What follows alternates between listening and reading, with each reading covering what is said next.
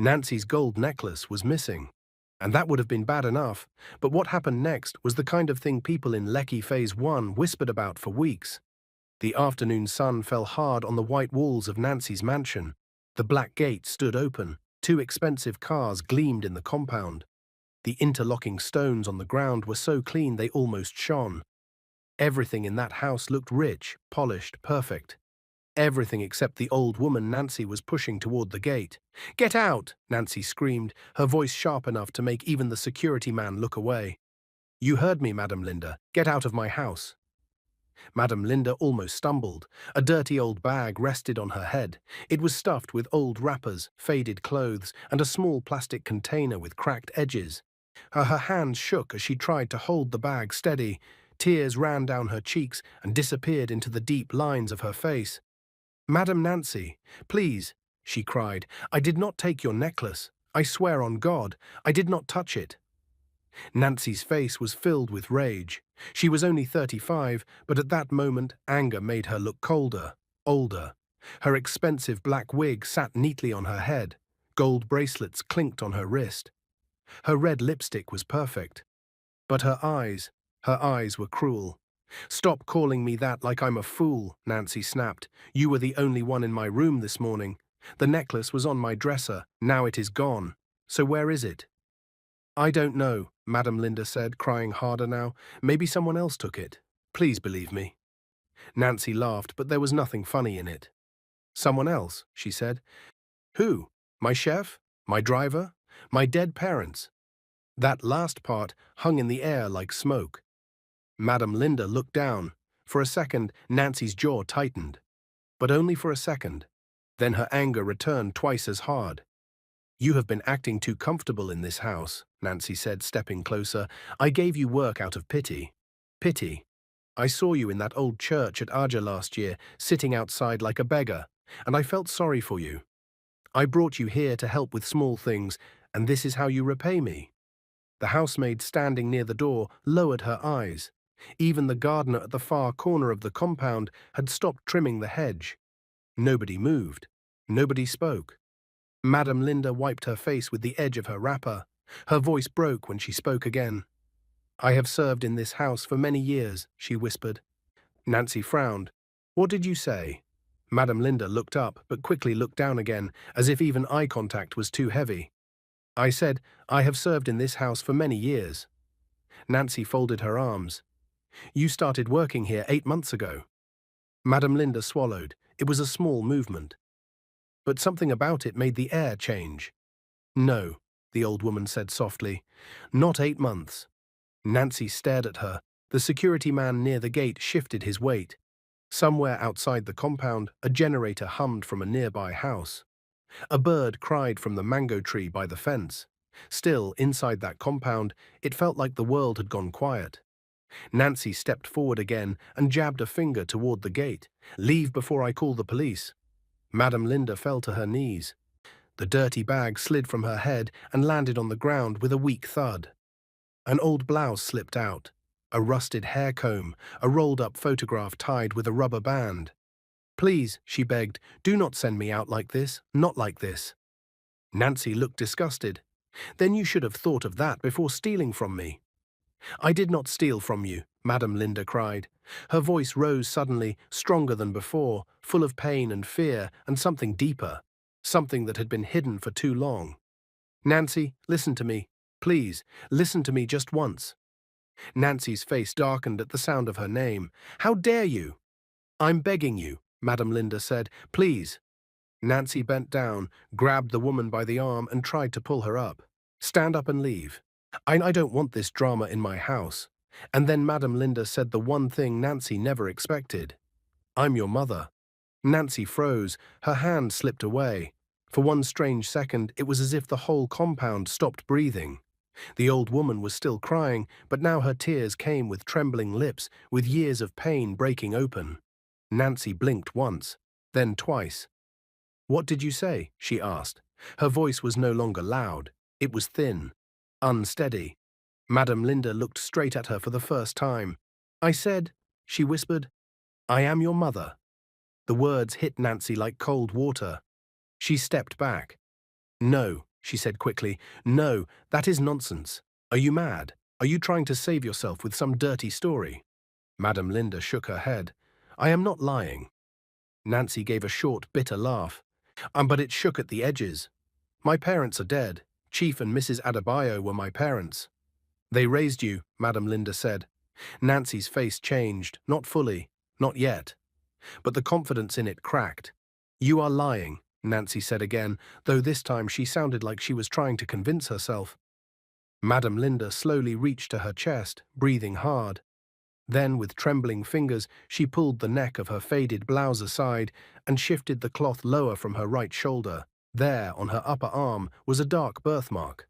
Nancy stopped breathing. It was the same shape, the same curved edge, the same deep patch that sat on Nancy's own upper arm, a mark her mother, no, Mrs. Adebayo, used to kiss when Nancy was little, calling it her special flower. Nancy's hand moved to her own arm without thinking. Her throat tightened. No, she whispered. Madame Linda was crying openly now. You have the same mark, on the same place. I prayed you would never know this way. I prayed. Nancy backed away again, shaking her head. This can happen. Birthmarks can happen. It can be coincidence. It can... But she did not finish, because something old and buried had begun to rise in her mind. A memory. Small, fuzzy, broken. A woman singing in the dark. A rough hand rubbing pomade on her scalp. A smell of wood smoke and soap. Not the perfume Mrs. Adebayo wore. Something else, something simpler, something warm. Nancy pressed her fingers to her temple. No, she said again, but now it sounded weaker. The chef appeared at the front door, confused. Madam, is everything okay? Nancy turned sharply. Everybody go inside. Nobody argued. Even the chef hurried back in. Only Nancy and Madame Linda remained in the open compound now, with the security man pretending not to watch. Madame Linda picked up the old photograph that had fallen from her bag. With shaking fingers she held it out. Nancy stared at it. It was faded almost white with age, but still clear enough. A much younger Madame Linda sat on a wooden chair, holding a baby wrapped in cloth. Beside her stood a thin, dark-skinned man in a taxi driver's shirt, smiling proudly. Nancy's chest tightened. The baby had the same birthmark on her arm. Nancy snatched the photo and stared harder. Her heartbeat became loud inside her ears. This, she said, but her voice failed her. Madame Linda wiped her tears. Your father died in an accident when you were still small. I had nothing. Nothing. And... Stop, Nancy said sharply. Madame Linda fell silent. Nancy looked at the picture again, then at the mark on the woman's arm, then at the woman's face. Something in her stomach twisted. Fear, shock, guilt. She could not tell. At last, Nancy pulled out her phone with trembling hands. Madame Linda watched her carefully, almost afraid to hope. Nancy scrolled to a name and pressed call. Her voice was low when she spoke. Hello, Dr. Femi. I need you to come to my house. Today. Right now. She paused. Her eyes stayed fixed on Madame Linda. Then she added, almost in a whisper, I need a DNA test. And just as the call ended, Nancy heard a sound behind her. A woman's voice, cold, familiar, and deeply unsettled. Nancy, the voice said from the doorway, what exactly is going on here? Nancy turned fast. Standing there in a cream dress, her face pale with shock, was her late mother's younger sister, Auntie Becca. And the moment Auntie Becca saw Madame Linda, the color drained from her face. She looked like she had just seen a ghost. Auntie Becca did not move. She stood at the doorway like someone whose legs had suddenly forgotten how to work. Her eyes were locked on Madame Linda, wide, afraid, almost guilty. For a moment, nobody spoke. Nancy looked from Auntie Becca to Madame Linda, then back again. Something deep inside her tightened. You know her, Nancy said slowly. It wasn't a question. Auntie Becca swallowed. I don't, she began, but her voice cracked. Nancy stepped closer, her heart beating fast now. Don't lie to me. Madame Linda lowered her head, her hands trembling by her side. Auntie Becca forced a small laugh. But it sounded wrong, empty. She used to work here, she said quickly. Long ago, before you grew up. That is all. Nancy's eyes narrowed. Work here, she repeated. You mean in this same house? Auntie Becca nodded too fast. Yes, just a helper, nothing more. Madame Linda looked up, her lips parting as if she wanted to speak. But fear held her back. Nancy noticed. And that was when something inside her changed. The anger that had filled her earlier began to fade. In its place came something heavier. Suspicion. Why are you shaking? Nancy asked Auntie Becca. I am not shaking, Auntie Becca replied, but her hands betrayed her. They trembled slightly at her sides. Nancy turned sharply to Madame Linda. And you? Why did you say that? Why would you say you are my mother? Madame Linda took a slow breath. Tears still clung to her lashes. Because it is the truth, she said. Nancy closed her eyes briefly, then opened them again. No, she said, we are not doing this like this. She turned to the security man. Open the gate. The man obeyed quickly. Nancy faced Madame Linda again. Her voice was no longer shouting. It was calm, but cold. You are not leaving this compound, she said. Not yet. Madame Linda's eyes widened. And you, Nancy turned to Auntie Becca. You are not going anywhere either. Auntie Becca stiffened. Nancy, what is the meaning of this? You are speaking to me like I am... Like you are hiding something, Nancy cut in. Silence. Thick. Heavy. Nancy exhaled slowly and pressed her fingers to her forehead. Dr. Femi is coming, she said. We will do the test. And when the results come out... She paused. We will know who is lying.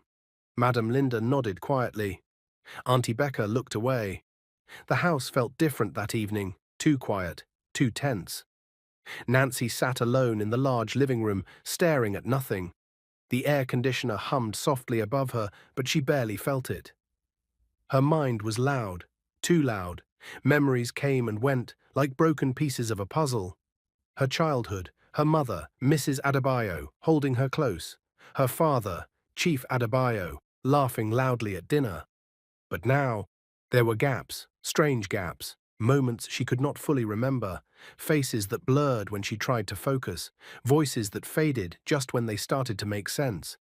Nancy stood up suddenly and walked toward the mirror on the wall. She stared at her reflection. Perfect makeup, perfect hair, perfect life. But her eyes, they looked different now. But lost, confused. Who am I? She whispered. In the guest room, Madame Linda sat on the edge of the bed. She had been given fresh clothes, simple but clean. Still, she sat stiffly, like someone who did not believe she belonged there. Her hands rested on her lap. Her eyes stared at the floor. She had not eaten, not because food was not given, but because her heart was too full. She whispered softly to herself, I should not have said it like that. Tears rolled down again. I wanted to wait. I wanted to tell her gently. She covered her face, but she was sending me away. Her shoulders shook. I could not lose her again. Down the hallway, Auntie Becca paced back and forth. Her steps were quick, uneven. Her mind was racing. She should not have come back, she muttered under her breath. After all these years, why now?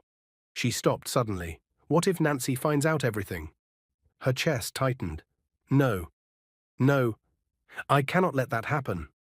But deep inside, she already knew. It was too late. A car pulled into the compound. Nancy heard it from inside. Her heart jumped. Dr. Femi. She walked quickly to the entrance. The gate opened and a middle-aged man stepped out, carrying a small medical case. He adjusted his glasses as he approached.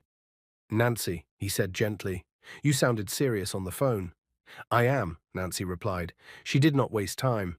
Doctor, I need a DNA test. Tonight. Dr. Femi looked surprised. Tonight? That is unusual. I don't care, Nancy said. I need it done. The doctor studied her face for a moment. Then he nodded. All right. The samples were taken in silence. Nancy sat stiffly as the doctor swabbed her cheek. Madame Linda sat opposite her, her hands still shaking as her sample was taken too. For a brief moment, their eyes met. Nancy quickly looked away. She wasn't ready. Not yet. Auntie Becca stood by the wall, watching everything. Her face was pale, her lips pressed tightly together. Dr. Femi packed his tools after finishing. I will send this to the lab immediately, he said. We should have results in a few days. Nancy nodded. A few days, she repeated. It felt like forever. That night, Nancy could not sleep. She lay in her large bed, staring at the ceiling. Every time she closed her eyes, she saw that birthmark. That same mark, same shape, same place. Her chest tightened again. What if it is true? She whispered. Her throat went dry. And if it is true, then what does that make me? She turned to her side. Tears filled her eyes. But why would my parents lie? The question stayed, heavy, unanswered. Across the hall, Madame Linda knelt beside her bed. Her hands were clasped tightly together. God, she whispered, please, let her heart soften. She paused, then added quietly, and forgive me for hiding the truth for so long. And in another room, Auntie Becca stood by the window, staring into the dark compound. Her reflection looked back at her, afraid, cornered. She whispered something that no one else heard. If that test comes out positive, she swallowed hard. Everything will be destroyed. Her hand tightened into a fist, and I cannot allow that. At that exact moment, her phone vibrated. She picked it up. A message, unknown number. Her eyes widened as she read it. The truth is already coming out. You can't stop it this time. Auntie Becca's breath caught. Her heart slammed against her chest. She slowly looked up. As if someone, somewhere, was already watching. 3 days. That was all Dr. Femi had said. Just 3 days. But to Nancy it felt like 3 years. The first night had been restless. The second night, worse. And now, on the third morning, the sun rose over Lekki like nothing had changed. But inside Nancy's mansion, everything had. Nancy stood by the large glass window in her room, staring outside. Her coffee had gone cold. She hadn't taken a sip. Her eyes were tired. Slightly swollen, not from lack of sleep alone, but from thinking too much, remembering too much, doubting everything. Behind her, her phone lay on the bed, and she had picked it up 100 times, checked for messages, checked for missed calls. Nothing. Yet. She wrapped her arms around herself. What if it's true? She whispered again, but this time the question felt heavier, because deep down, a part of her already believed it. Downstairs, Madame Linda sat quietly in the dining area. She had tried to help the chef that morning, but the chef had gently told her to rest. So she sat, her hands folded, her eyes soft. But inside, her heart beat fast. She had not prayed this much in years. Every breath felt like a plea, every second, a test. Auntie Becca was not calm, not even a little. She walked from the living room to the hallway, then back again. Her heels clicked loudly on the marble floor, too loud, too sharp, like each step was breaking something. She checked her phone again, still no reply. Her fingers trembled slightly. This cannot happen, she muttered. She stopped, looked toward the dining area where Madame Linda sat. Their eyes met. For a moment, just a moment. There was history in that look. Pain, secrets, regret.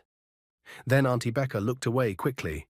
By noon, the call came. Nancy's phone rang. Her heart jumped so hard she almost dropped it.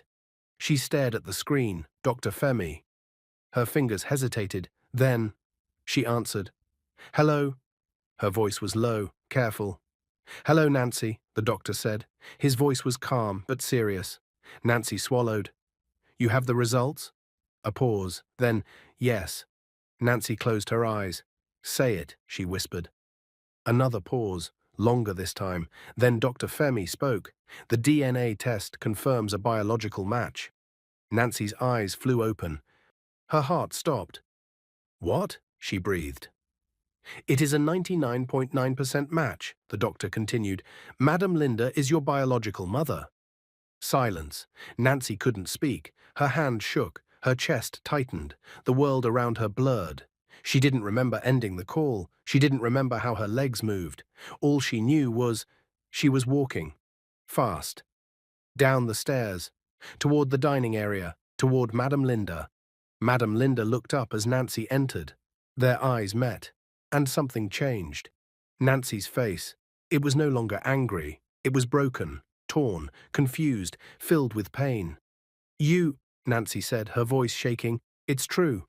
Madame Linda's lips trembled. Yes. Nancy stepped closer, her breathing uneven. You are my mother. The words felt strange in her mouth, heavy. Madame Linda nodded slowly. Tears filled her eyes. And Nancy shook her head, stepping back again. No, no, this doesn't make sense, she said quickly. My parents, they raised me. They loved me. They did, Madame Linda said gently. They loved you very much. Nancy's eyes flashed. Then why? She cried. Why didn't they tell me? Her voice echoed through the house. The staff froze again. The tension returned, stronger, heavier. Nancy turned sharply. Auntie Becca, she shouted. Footsteps approached. Auntie Becca entered slowly, her face already pale, as if she already knew. Nancy pointed at her, her hand shaking. Did you know? She asked. Auntie Becca didn't answer. Nancy's voice rose. Did you know? Auntie Becca closed her eyes briefly, then opened them. Yes. The word landed like a stone. Nancy staggered back.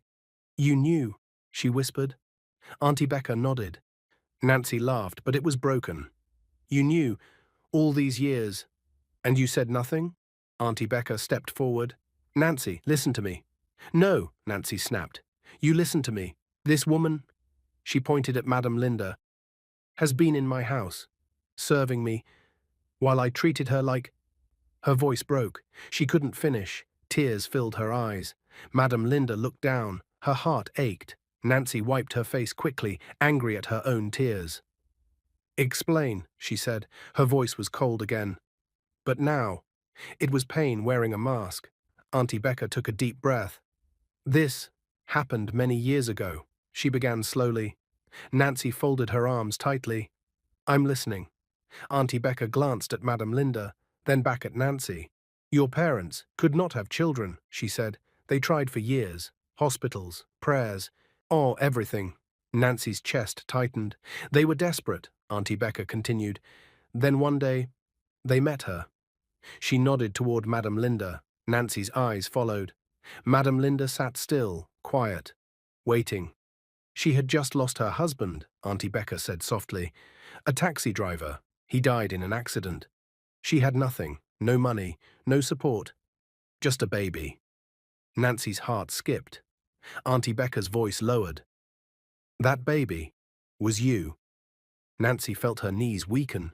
She grabbed the back of a chair to steady herself. No, she whispered. Auntie Becca continued.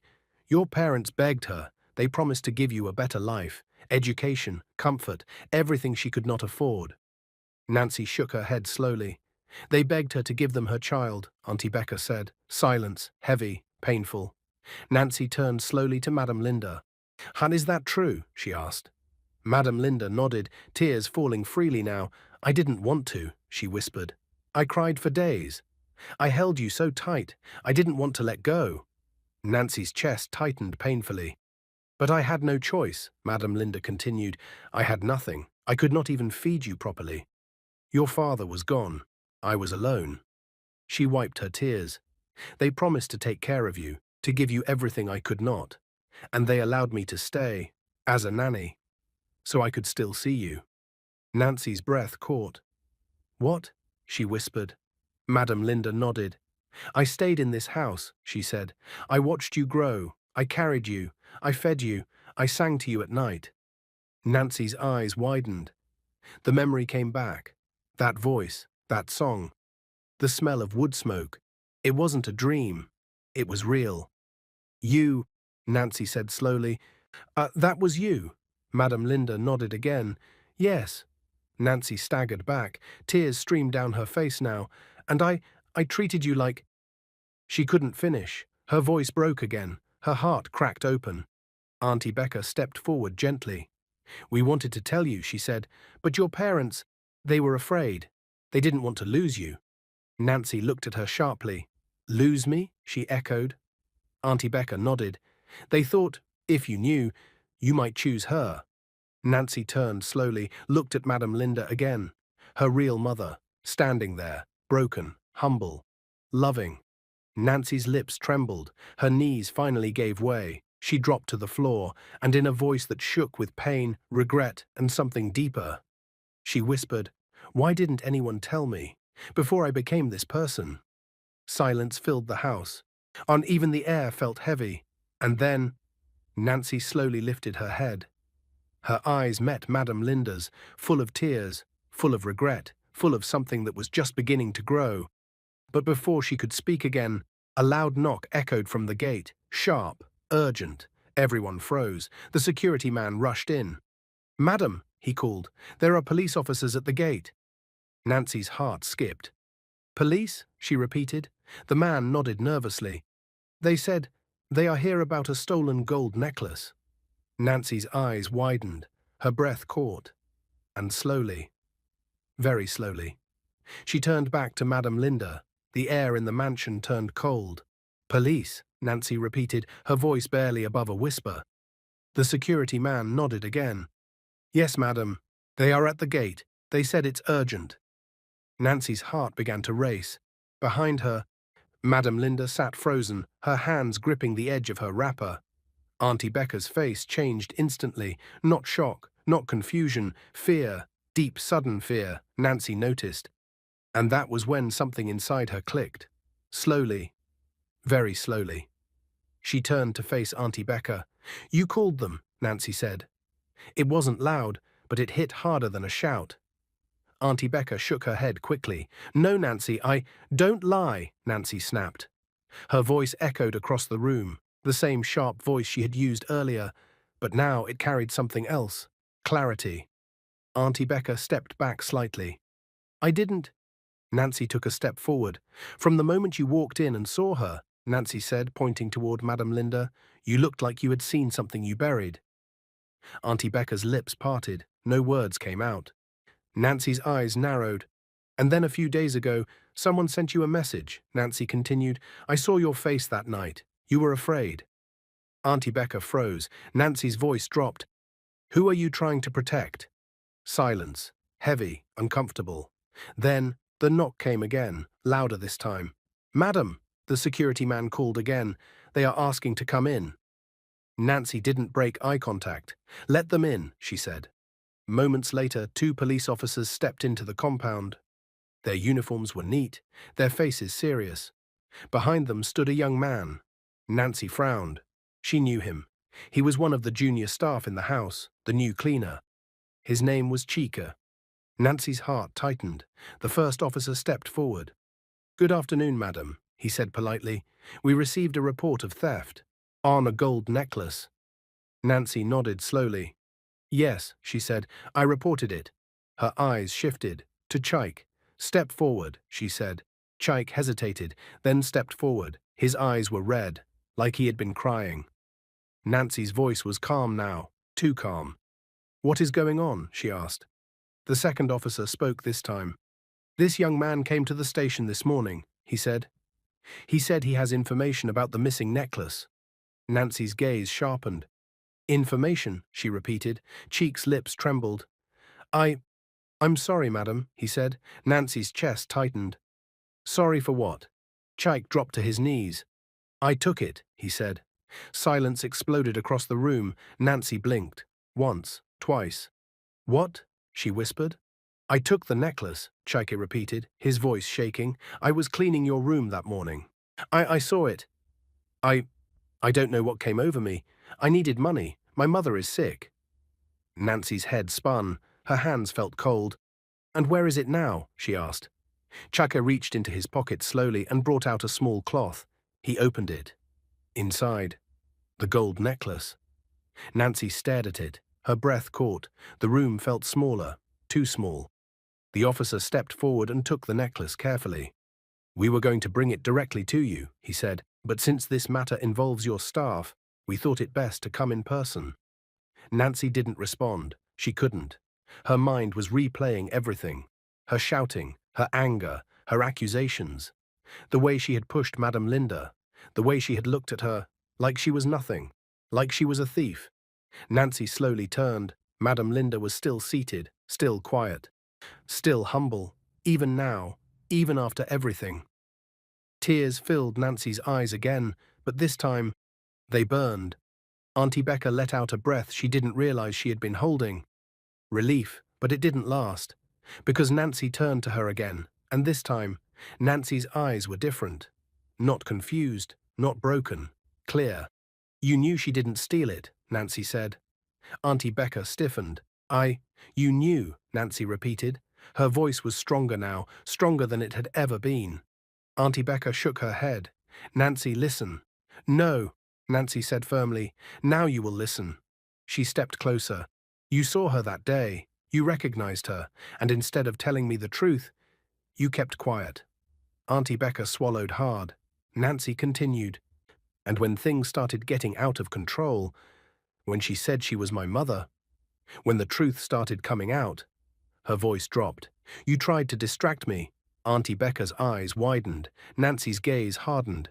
"You sent that message, didn't you?" Silence. Nancy's heart pounded. "The truth is already coming out. You can't stop it this time." Auntie Becca's lips trembled. Nancy took another step forward. "You were talking to yourself," she said. The words landed, hard. Auntie Becca broke. "I was trying to protect your parents," she shouted suddenly. The room froze. Nancy blinked. "What?" she asked quietly. Auntie Becca's voice shook. "They are gone, Nancy, gone. But their name, their honor, everything they built." She wiped her tears angrily. "They didn't want you to know because they were afraid. Afraid you would see them differently. Afraid you would hate them for taking someone else's child." Nancy's chest tightened. Auntie Becca stepped forward now. "I kept the secret because they asked me to," she said. "I promised them. I promised." Nancy stared at her. Her breathing slowed. "And what about her?" Nancy asked, her voice soft but sharp. She pointed at Madame Linda. "What about the woman who gave birth to me? The one who suffered?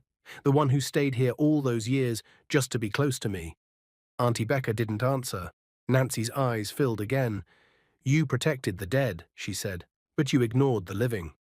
Silence, deep, heavy, unavoidable. The police officers exchanged glances. "This seems like a family matter now," one of them said quietly. "We will take the boy to the station for questioning. But since he has returned the item and confessed..." Nancy nodded slowly. "That's fine," she said. Her voice was distant, far away. Cheek looked up, tears streaming down his face. "Madam, I'm sorry." Nancy looked at him, really looked, and for the first time, she saw something she had never noticed before: fear, struggle, pain, the same things she had ignored in Madame Linda. Nancy closed her eyes briefly, then opened them again. "We will talk about your situation later," she said. "Go with them for now." Chaik nodded. The officers escorted him out. The gate closed again, and the compound fell silent. Nancy turned slowly. Her eyes moved from Auntie Becca to Madame Linda, her real mother, sitting there, quiet, patient, still. Nancy's legs felt weak again. Her heart felt heavier than ever. But this time, she did not step back. She stepped forward, one step, then another, until she stood directly in front of Madame Linda. Their eyes met. For a moment, no words, just pain, just truth, just years of everything that had been hidden. Now, standing between them, Nancy's lips trembled. Her voice broke as she spoke. "After everything I did to you..." She paused. Tears rolled down slowly. "How do I even begin to fix this?" Madame Linda looked at her, her eyes soft, her voice gentle. "You start by seeing me," she said. Nancy's breath caught, and slowly, very slowly, she began to lower herself, as if her body finally understood what her heart had been trying to say all along. But before her knees could touch the floor, her phone rang again. Nancy froze. She looked at the screen. Another unknown number, and her heart tightened. She answered slowly. "Hello." A voice spoke from the other end. Cold, calm, dangerous. "You think the truth is finished?" the voice said. Nancy's breath stopped. "Who is this?" she whispered. The voice chuckled softly. "You just opened a door that was locked for years," it said. "And now, everything hidden will come out." Nancy's hand trembled.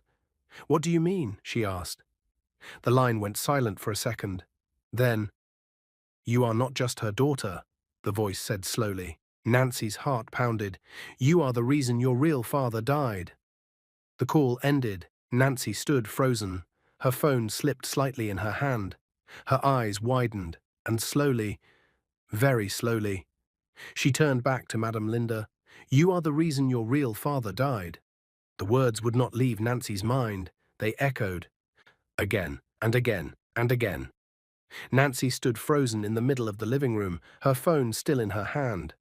Her heart pounded so loud she could barely hear anything else. Slowly, she turned to Madame Linda.